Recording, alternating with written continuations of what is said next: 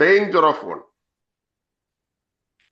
നിങ്ങൾക്ക് ഒറ്റ മാർഗം മാത്രമേ ഉള്ളൂവെങ്കിൽ നിങ്ങൾ അപകടത്തിലാണ്. ഉദാഹരണം, നിങ്ങൾക്ക് ഒറ്റ പ്രൊഡക്റ്റ് മാത്രമേ ഉള്ളൂ.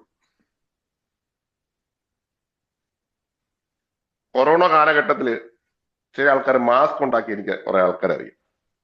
അവരെങ്കിലും മാസ്ക് ഉണ്ടാക്കി ഭയങ്കര കാശുണ്ടാക്കി.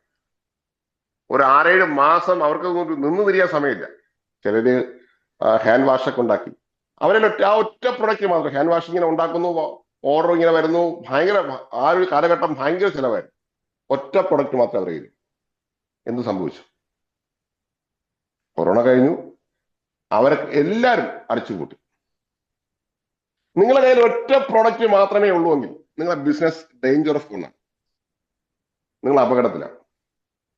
കോഡാക് ക്യാമറ, അവരതിൽ നിന്ന് മാറാൻ തയ്യാറായില്ല. ഒറ്റ പ്രൊഡക്റ്റ് വെച്ചുകൊണ്ട് അവർ നിന്നു. ആ കഥ നമുക്ക് എല്ലാവർക്കും, എല്ലാ ബിസിനസ്സൊക്കെ അറിയാവുന്ന കാര്യമാണ്.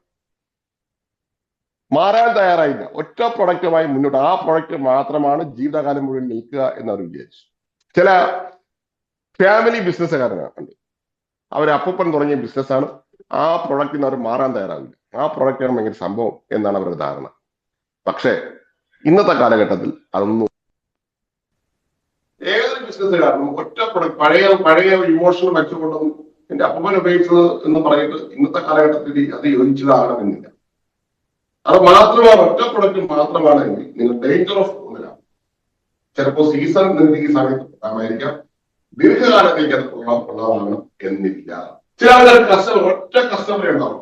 ആ കസ്റ്റമറെ ഡിപ്പെൻഡ് ചെയ്തായിരിക്കാം എല്ലാ കാര്യം ചെയ്യും. ആ കസ്റ്റമർ ആരാണ് അവന്റെ എല്ലാ മുഴുവൻ കാര്യങ്ങൾ നോക്കുന്ന കസ്റ്റമർ.